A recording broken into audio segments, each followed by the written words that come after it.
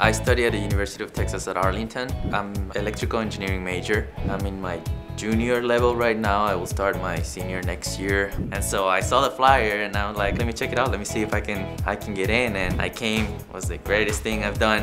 Having the opportunity to actually touch the helicopter and be part of the people that do this cool thing that I got for a week.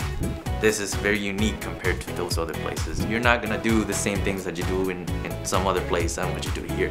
You get so close to so many people that work here at Bell. They become, you know, mom and dad for that week.